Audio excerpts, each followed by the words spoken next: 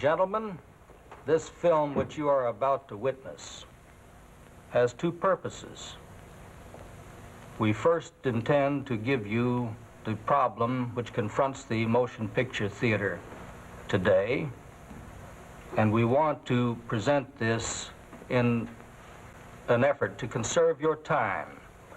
This is being made under the auspices of the Council of Motion Picture Organizations, which represents all of us in the motion picture business. The technicians who make the pictures, the shipping clerks and bookers in the film exchanges who speed them to the theaters of the country, the cashiers, ushers, and doormen, managers, janitors in the theaters themselves.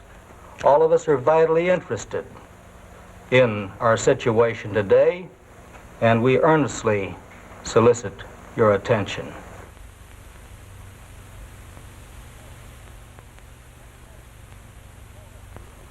Like most businesses, the motion picture business consists of four elements: a manufacturer, which we call a studio, a distributor, which we call an exchange, a retailer, which we call a theater or picture show, and a product, which we call, strangely enough, product. The overwhelming investment in this industry and its real heart are the retailers, the theaters. Hollywood gets the headlines, but the theater is the motion picture industry. Actually, the theater represents 93% of the vast investment in the movie industry. The studios, only 7%. Consequently, the real threat imposed by the 20% tax is aimed right at the heart, the 93% of the movie industry, the retailer, the theater. Your local theater is an integral part of the business, civic, cultural, and religious life of the community. Friday date nights and Saturday kid matinees have been traditional American events. The theater also provides needed community facilities, an auditorium for school graduation and plays, public meetings, and religious ceremonies. The theater owner gives his screen freely to both national and local charity drives, the Red Cross, infantile paralysis, the community chest, to all worthy charities.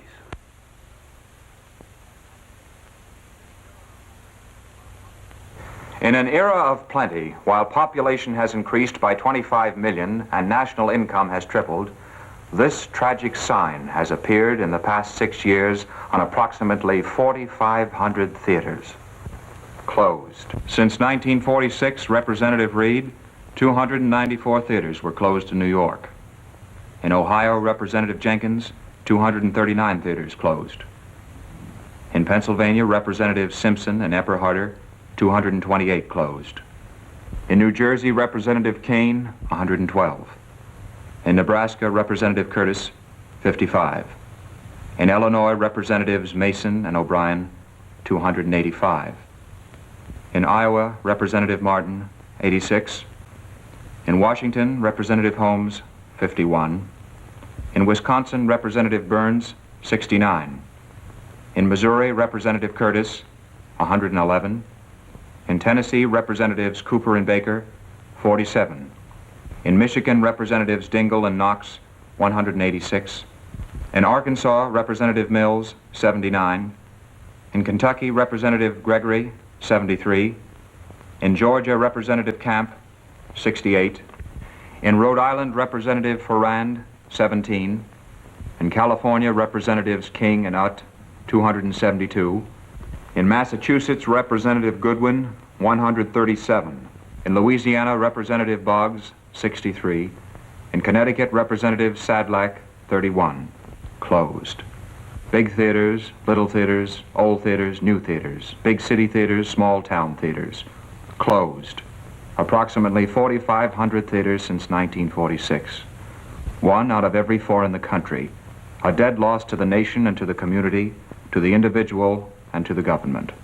Today, at this frightening rate of decline, today, while you gentlemen are sitting here, 2 more theaters will disappear. Tomorrow, 2 more, and so on, far into the economic darkness. Let us take a concrete look at this situation.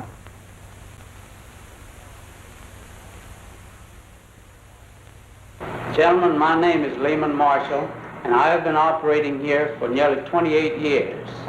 Last year, we paid the government an almost $18,000 in admission taxes. We had a net loss in our operation last year of over $12,000. Had we been able to have kept this tax, we would have made a net profit of a little under $5,000, which is a very small profit for about a $400,000 investment. We know that we cannot continue our operation as we have been going unless we do get this relief.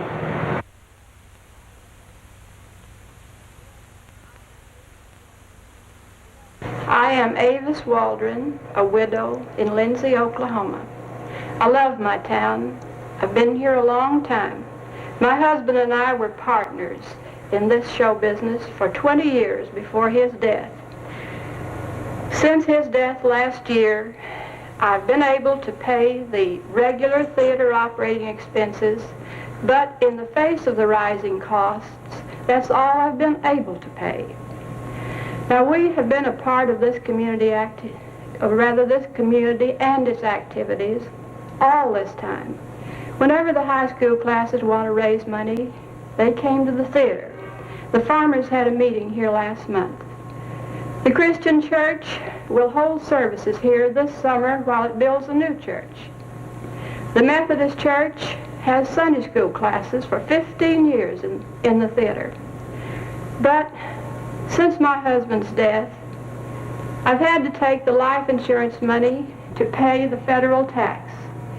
By the end of this month, January 1953, that money will have been gone. I don't know what I'll do. Where do I go from there?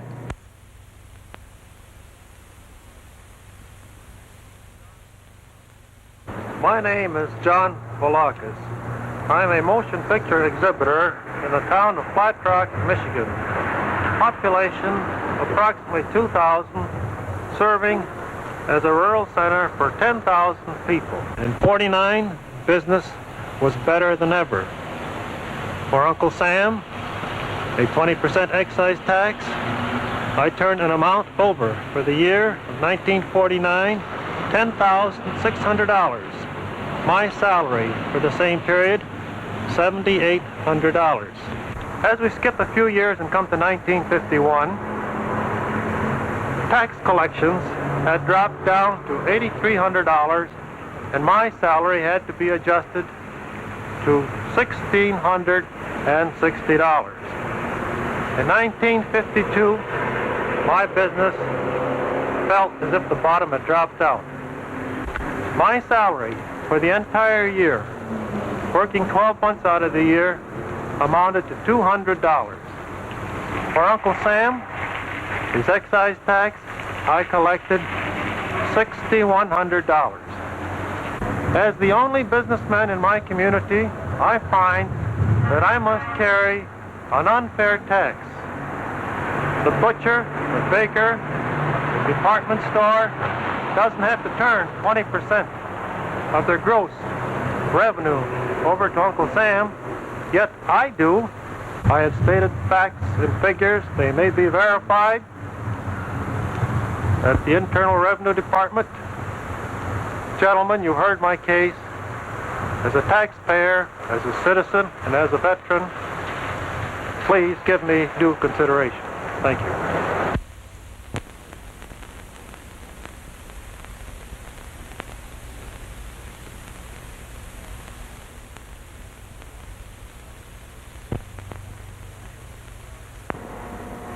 I am C.R. Guthrie, Secretary-Treasurer of Video Independent Theaters. We operate approximately 175 theaters in the Southwest. There has been a general decline in our business since 1947. And just to give you an idea of the decline in the last 2 years, 1951 expenses exceeded box office admissions by $336,000. In 1952, expenses exceeded box office admissions by $376,000. We are extremely concerned about the future of our business unless this federal tax is repealed.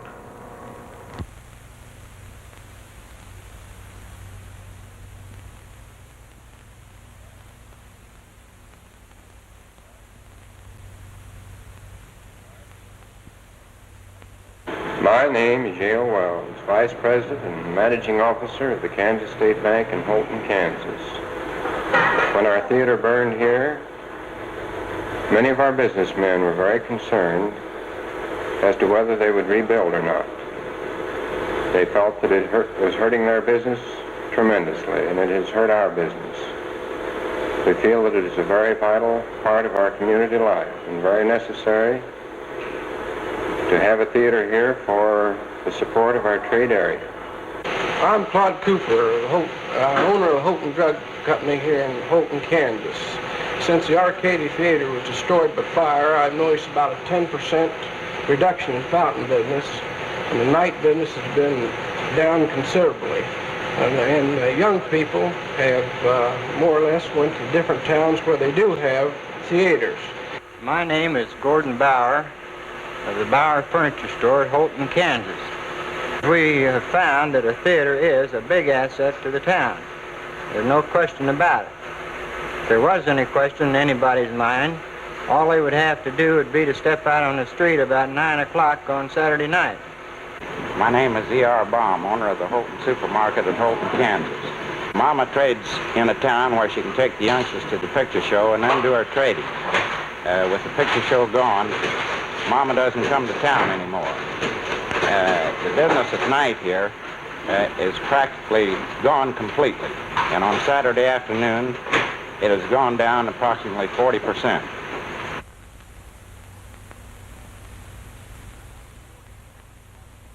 In 1946, the theaters of the United States grossed approximately $1,500 million. In 1947, they grossed approximately $1,400 million. In 1948, $1,250 million. In 1949, $1,200 million. In 1950, $1,150 million. In 1951, $1,120 million. In 1952, $1,075 million. In 6 years of unprecedented national prosperity, the annual movie gross has dropped more than $425 million. And significantly, not a sudden drop, but slowly, surely, and tragically. Here are typical examples of what is happening to the nation's box offices today. These examples can be approximately duplicated in 1,000 other situations. A large first-run metropolitan theater in the period from 1947 through 1952 showed a loss of $8,613.39 and paid federal admissions taxes of $155,619.16. This, of course, in addition to all other taxes. A suburban theater's books show these distressing figures for the same period. Loss, $806.74. Admissions taxes paid, $38,504.44. A small-town theater in 1951 paid in admissions taxes $26,259.13. Its profit, $130.59. The foregoing examples indicate that actually thousands of theaters have ceased to exist as private enterprises and are working solely for the government. What is the pattern of other industries? Here are records compiled from the Department of Commerce surveys of current business. Clothing, up 37%.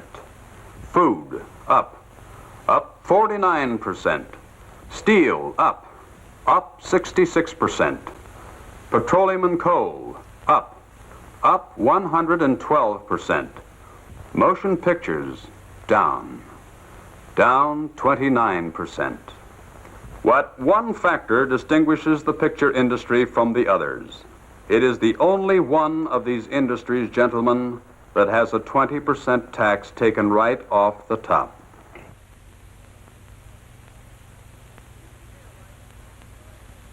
We would here like to emphasize that the industry requests no preferred treatment. We expect to pay our taxes as other retailers pay them. This, we know, is the price of good government. So, like other retailers, we pay our taxes.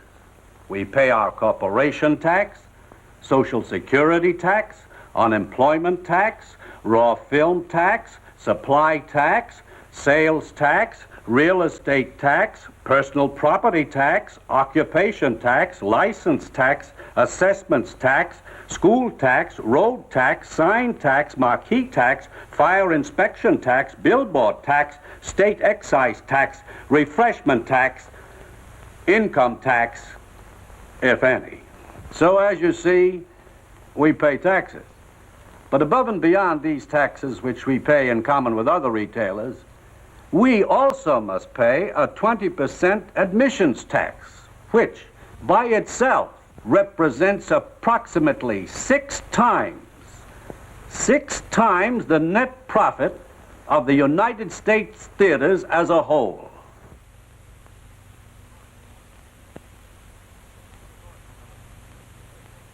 Of course, television hurts the picture business. There's no doubt about that.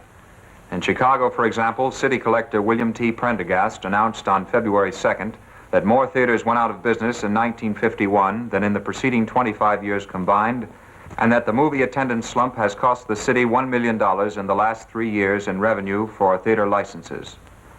Our statistics show that when 20% of a community has TV, the box office is down 10%. Where 40% has TV, the box office is down 20%. And when the saturation point is reached at 80%, the box office is down 40%. TV is here to stay, and so are we. We can meet the tax-free TV competition, but only if we are allowed to compete on fair and equal terms. Only if we are allowed to function under normal economic law. We can eventually prosper, but only if we are allowed to fight with our full strength. Not 80% of it, but 100%.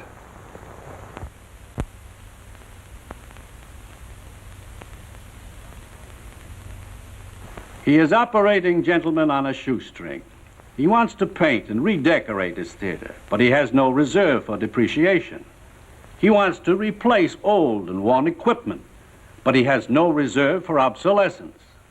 He wants to grow with his community, but he has no reserve for expansion. He wants to keep up with the modern department store, the attractive drugstore, the gleaming supermarkets, the fashionable shops, none of which is strangulated by a comprehensive 20% tax. For 7 years, he has watched his capital, his reserve, and his profits slowly disintegrating. But he looks forward today with the hope that under fair economic treatment, he can and will reverse the downward trend.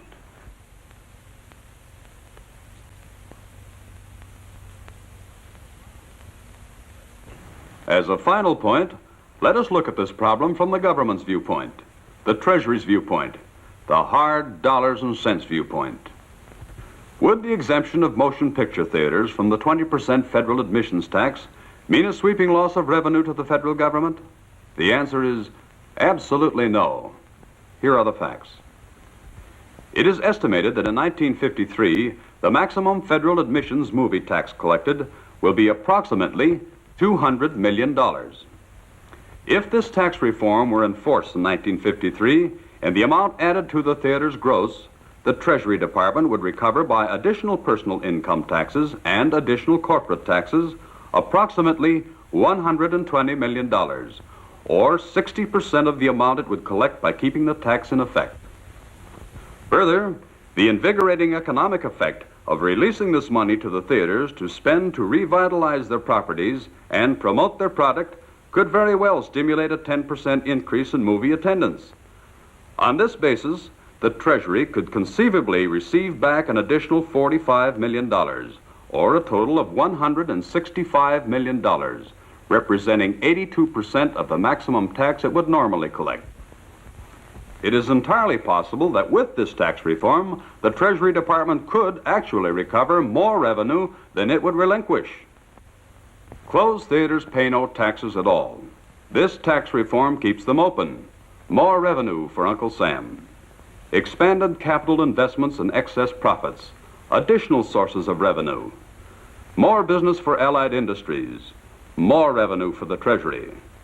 With this tax reform would come benefits both to the Treasury and to the theaters. For example, such depressing economic situations as this one, which is by no means rare, could be rectified. In 1948, which incidentally was not a peak year, one of the largest theater circuit corporations in the country paid in corporate taxes to the U.S. Treasury approximately $8,100,000. In 1949, it paid in corporate taxes approximately $6,500,000. In 1950, $3,800,000. In 1951, $2,400,000. In 1952, $650,000. These figures need no comment.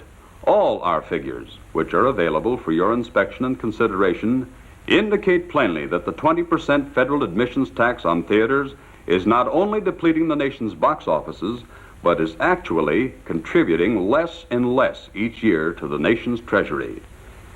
They indicate, gentlemen, the immediate need for tax reform for the nation's theaters. This, then, is our case. Gentlemen, we're practical businessmen.